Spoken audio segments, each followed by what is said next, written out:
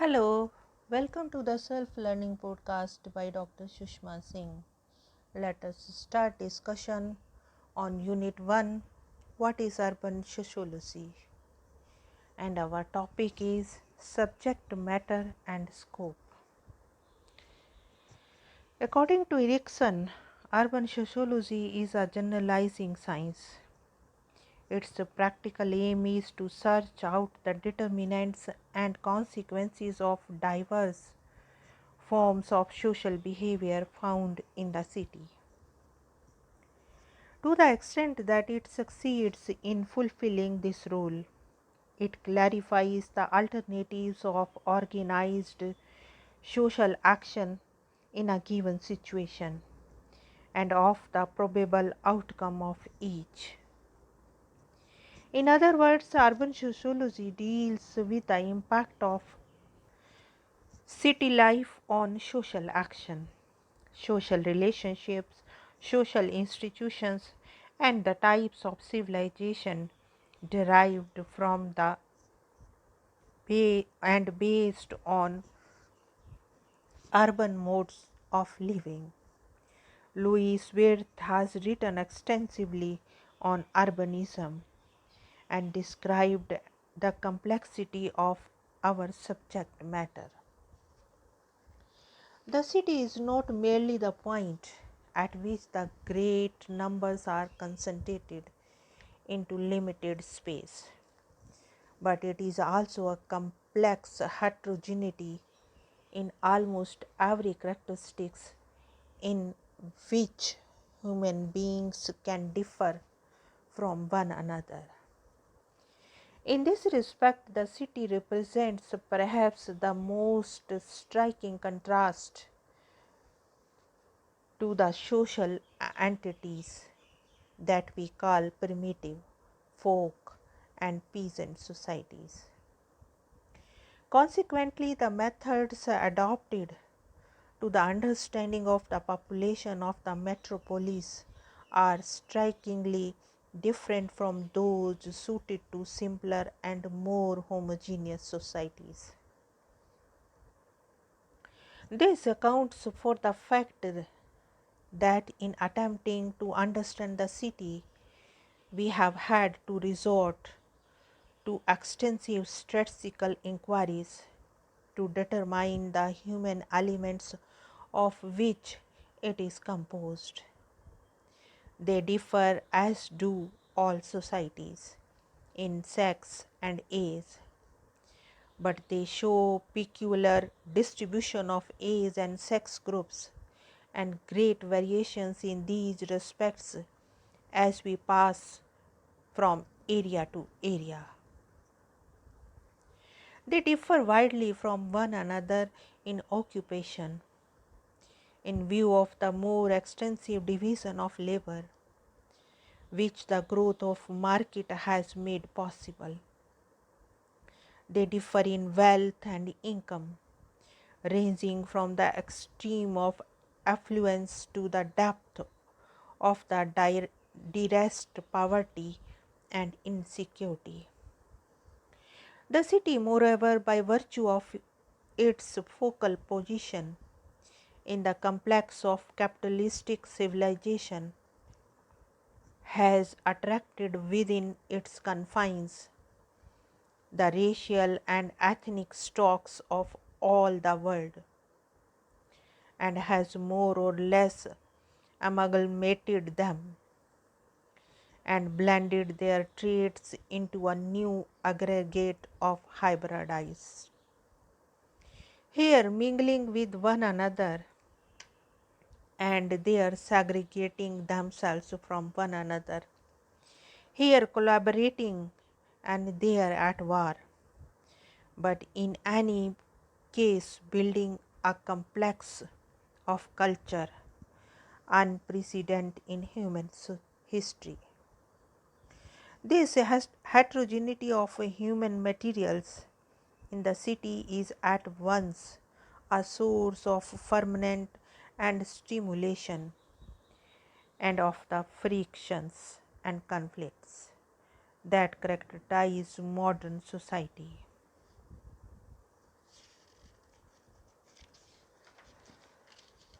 Urban sociology is one of the broadest and most eclectic of all sociological fields.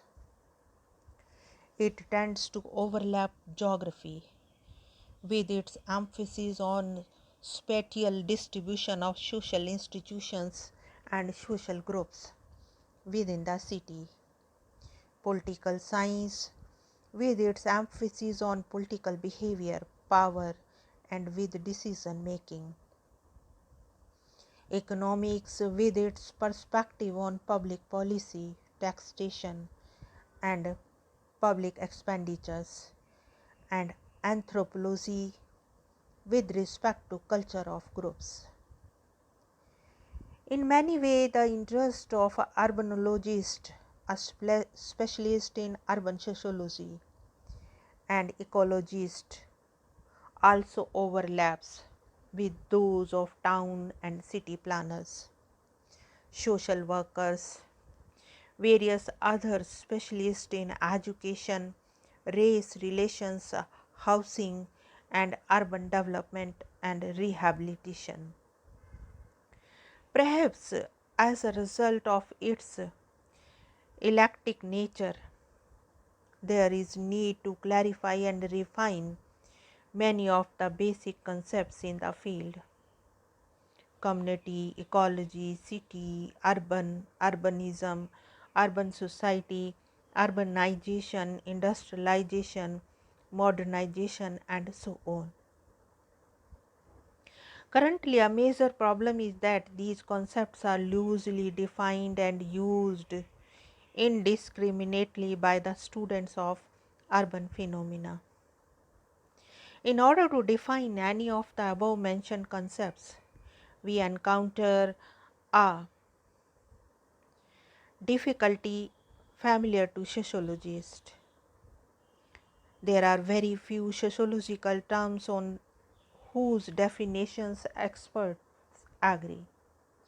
The above mentioned concepts are no exceptions. Now let us discuss the concept of community and ecology. And first is community.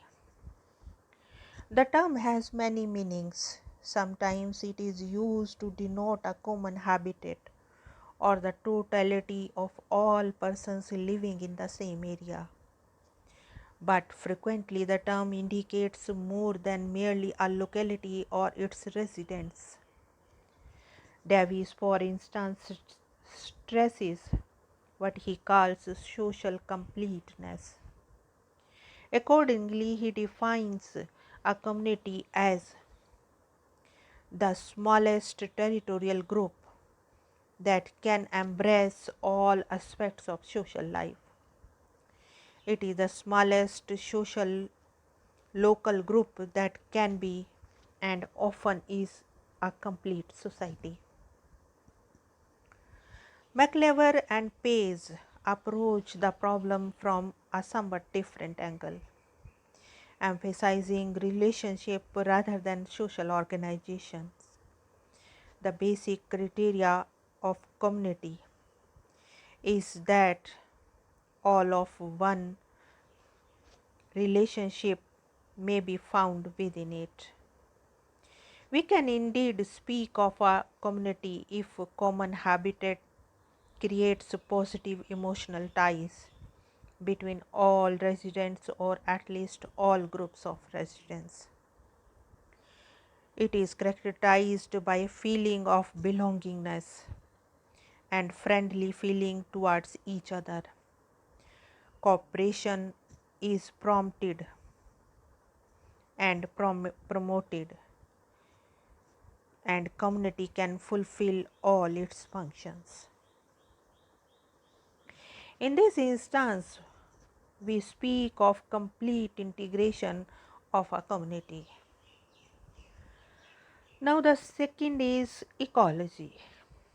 In simple words, ecology is a science which studies the relationship between living things and the environment. The city, like any other environment, is a conditioning rather than a determining factor. Habitat showing its influence in areas other than human life. Long before sociologists began their research in this field, botanists became conscious of the influence which physical environment exerts on the life of plants. The science studying the relationship between the plants and their environment is known as the plant ecology. Sociology thus seems to have borrowed the term from botanist. Park, the father of human ecology, was the first to use the word, which soon gained currency.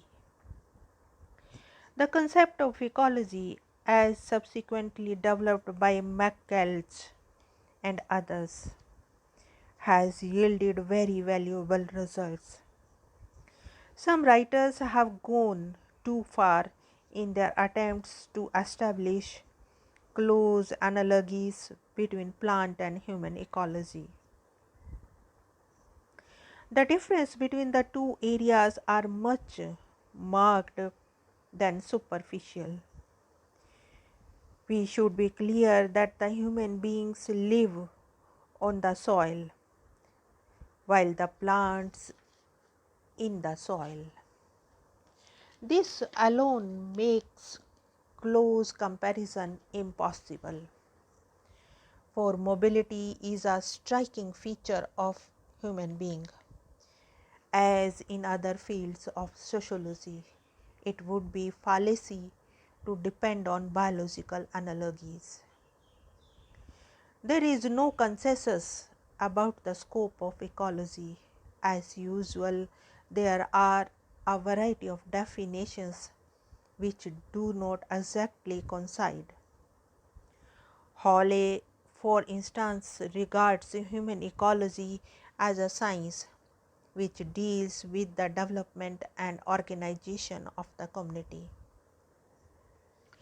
Geist and Halbert call it the study of the spatial distribution of persons and institutions in the city, and the processes involved in the formation of patterns of distribution. We can define ecology as the theory of the interrelations between habitat and the human beings. All other concepts mentioned above will be clarified in our units, because those units are exclusively dealing with these concepts. And here, let us wind up the session and take rest. Thank you very much for engaging yourself with the Self Learning Podcast.